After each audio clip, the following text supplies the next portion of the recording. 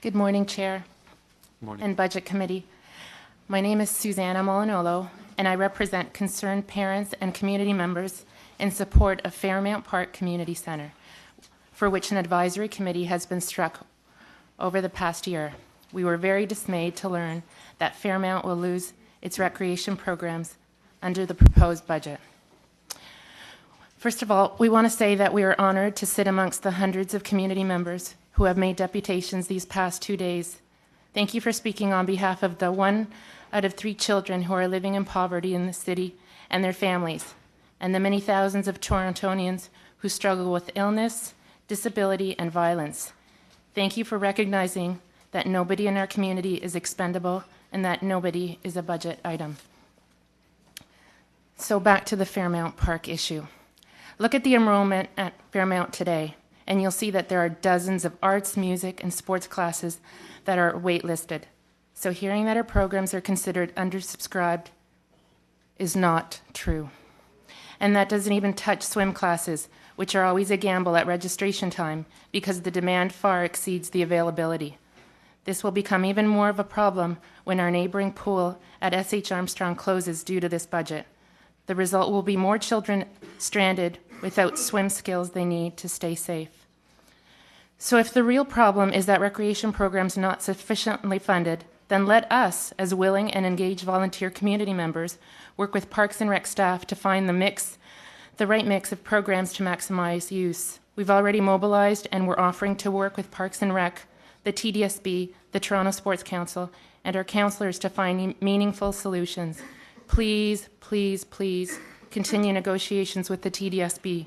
Strengthen the role of the community advisory councils for each centre so we can help ensure that our communities are getting the right mix of programs for our areas.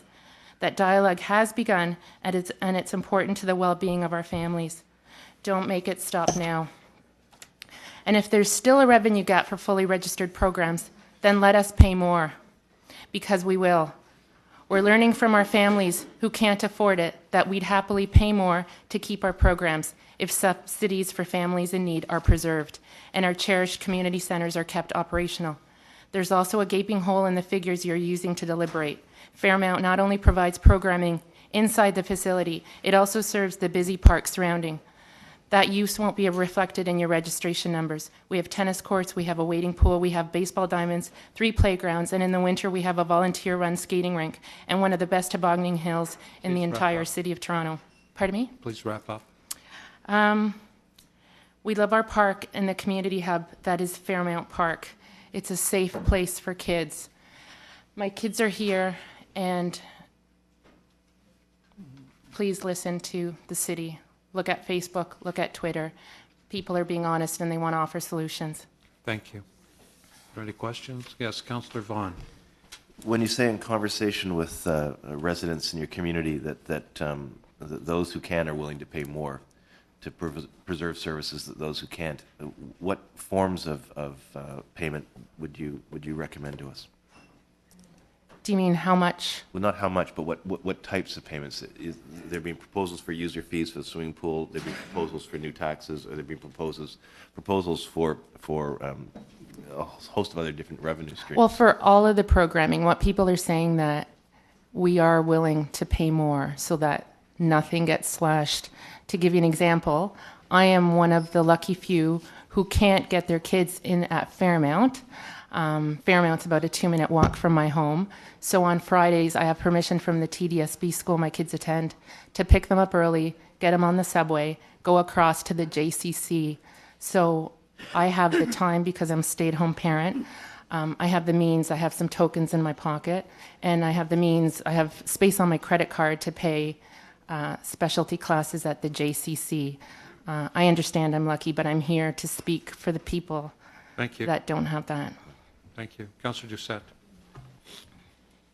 If you weren't able to go and do the private classes, where would your nearest city-run pool be?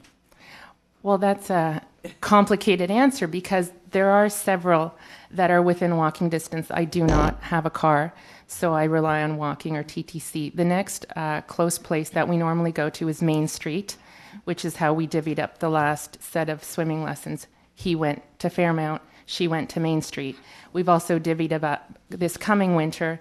He will be going to Fairmount for some programs, and they will be going to S.H. Armstrong. But again, there's different programming at different places for different age groups. Are you able to get into the other local pools? Because I've heard that the local pools can accommodate the overcrowded waiting list programs at the pools which are are slated for closing.